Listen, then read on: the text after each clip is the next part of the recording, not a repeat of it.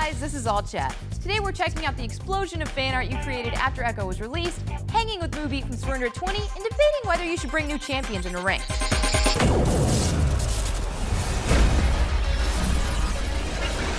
Before even seeing the seconds video on my Twitter feed and stuff, I just saw like cosplay in progress pictures, fan art, all this other stuff coming out. I was like, oh, I guess we finally know what Ekko looks like. And then I watched the trailer and I was like, oh. That's exactly what happened for me. I was on Twitter and then I just saw a sketch of Ekko and I'm like, what is this? Sure enough, the video was only up for like an hour and somebody had already sketched Ekko. I was like, wow, this is insane. Pretty amazing. I pretty much always have Reddit up. So within 30 minutes to an hour after the seconds video went live, there's art on the front page. One of the interesting things I saw was Nips was drawing this very comic book looking version of Ekko, and it was super great. And this was done so quick. It is amazing how fast our community pumps stuff out at like the highest quality. And like Sade created like a panel out of a comic book. That one looks like it's straight out of a manga. Yeah, exactly. That's what I was gonna say. Digging. There's also just a bunch of theories around who Ekko is, what his relationships with the other characters are like. One of my favorite ones is the ship between Jinx and Ekko. I think they would make kind of like an unlikely but good pairing, actually. If you can go back in time to wreak havoc again, Jinx would love that, right? She'd be like, can you clean it up so I can mess it up again? Exactly, that's what I'm thinking. Also, people are harking back to the old game Ekko the Dolphin, which is a time-traveling dolphin. There's also a funny meme with the live, die, repeat with Tom Cruise and Ekko turning back time. We've had this conversation. Within days, there were hundreds of videos out on YouTube looking at gameplay. For example, Spazzy put one out. It's a really solid breakdown of Ekko's kit. Now let's say you're trying to catch up to someone, you throw out the bubble, it hits them, they will only be slowed, but then you can run, you can dash, you can even flash into the bubble to proc the stun. You know, and then Mantis Toboggan, showed how Ekko can use his ult to teleport back to lane instantly after recalling a shop, which is a really interesting mechanic. That's just like so OP to me. Red Mercy showed us a video where he just compiled a bunch of cool plays that he did on PvE. Right, and he's even doing them like Ekko v Ekko, so you get to see a lot of the mirror matchups. And then you have Ankle Spankin, who just gave us like a full game breakdown of what he did and just commentated a full game that he played on Ekko. So after a week, we saw even more Ekko fan art, and right here we have by Calvin Aurora Cap. It's a very geometric portrait style drawing. It looks a lot like stained glass. Someone created like a cute little pixel art of... I am a huge fan of this. And then finally, we have this amazing drawing by Jian Wen. And this one, it just looks so cool. This is probably like right when he uses his ulti. He's like behind his shadows, you know? It looks like a splash art that could be straight in the game. Well, that's it for our Ekko themed summer showcase. You guys really kicked ass, and we can't wait to see what other things you guys come up with. And be sure to keep sending stuff our way, because we really want to feature it on the show. Our guest today is a Rapid Response League news reporter whose site boasts over 30 million hits per month. We're thrilled to be joined by Surrender 20 Zach Day, better known to the world as Moobeat. Thanks for being here, man. I read your site all the time. Thanks for having me. All right, now on to BMRGG, and on the topic of new champions such as Ekko, today's question is whether or not you should be playing brand new champions in ranked on release. What do you guys think? Personally, I wouldn't, but that's just because I feel like there's a lot of things that you just don't know. You don't know the champion matchups, you don't know like his power spike, so I just ban him. Because you don't want him on either side. Yeah, I don't want to play against him, and I don't want anyone on my team to play him. Exactly. I say no, but I say no because I think like other people might not know what Ekko does. So it's like if I'm going into a team fight and I do my like super shoot back in time thing and then they're just left there fighting without me because they didn't know I could do that. No way. I don't ever play a new champion when they first come out in ranked. And part of that though is because I have champion loyalty. Like unlike Josh here, who just plays whoever's OP. I have a rotation of about 5 champions that I play, and that's it right now. There's some stuff you're just not gonna know about the champion until you play it at least once, right? Right. Like I think you should play any champion at least 10 times in normal before you bring it into ranked. Generally speaking, the things that are most important to me for when I want to bring them into like an actual serious match is just like getting used to their auto animations, especially for like range characters, so I can get used to last hitting, because that's obviously super important in lane. Once I know a couple key things, I'll like try it out in customs. After that, I'm like, yo, let's go. What about normals? Is it cool to just insta-lock him in? I mean, I think at that point, it's every man for himself. Absolutely. Whoever can click on Ekko the fastest gets Ekko. I think it's a mandatory lock-in at that point. If you bought him, you're gonna definitely lock him in as soon as you can. Yeah, exactly. All right, well, that's what we think here on All Chat. Let us know what you guys think in the comments or on Facebook.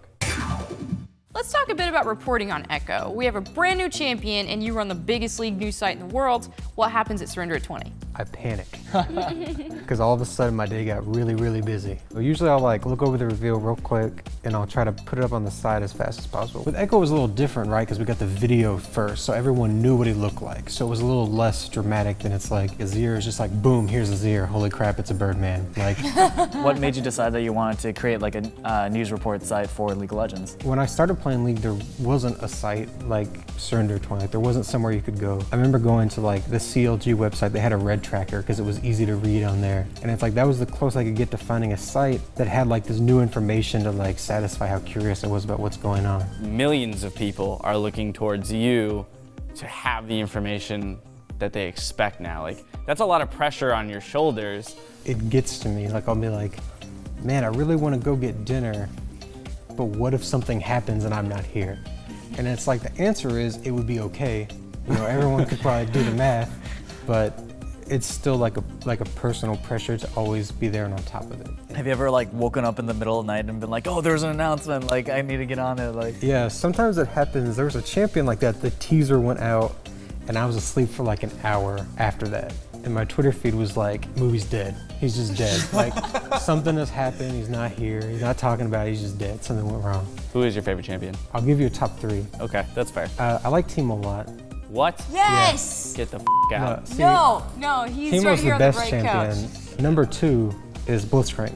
I really like Fabulous I champion. really like Blitzcrank. And then number 3, Misfortune. She was like my first ADC that I really played and really liked. What is it about League of Legends that made you want to create this site? Every day there's multiple things happening. So it's like maybe this day a skin is released and the PvE, and then there's just always something to consume. It's funny now, like I go to other games and I enjoy them, and then I want more and it's just not there. Like, I'm not used to the like every day something new is happening. So there's a lot of people who don't understand the process that goes into this, and they might be like, oh wow, I want a huge website. How do I do that and make the big bucks? First off, I would just say don't, because like my story is like so unlikely to ever happen. You know, like it's just very odd that these things all lined up for me to get to where I am now. It's something that you really have to be like passionate about. You really have to be into it, because if you're not, other people will pick up on that and they'll be like, why would I follow this guy over someone else? All right, Moobeat, thank you so much for telling us your story, for how you built this amazing website. Absolutely, it was my pleasure. All right, let's take a look at what you guys had to say about the last episode. First up, Tuba J says, Corky's aircraft is known as the Reconnaissance Operations Frontline Copter,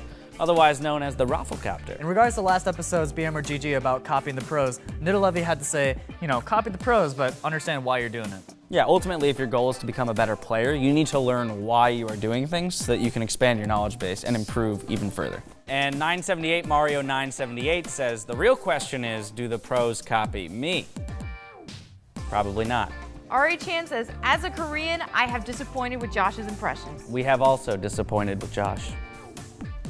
Barbarian asks, is it okay to rage when someone steals your penna? Honestly, Yes? No, it is absolutely, you have to earn your penta, so if you didn't get it, then it wasn't yours. And in response to our champion impressions from last episode, a bunch of people on Vine shared some of theirs. This is my Sona impression. You smell like burning. I will swallow your soul. You have a warrior's heart. I think I'll take it. Well, that's it for our show. Thank you guys for watching. Please like, comment, subscribe, and send us your stuff. And now, here's the last law.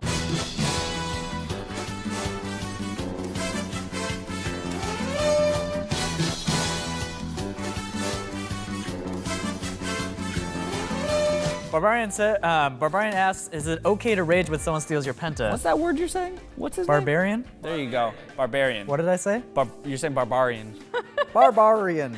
Barbarian, yeah. I have disappointed with you, man. In my grammar. I have so much disappointment. Shut up.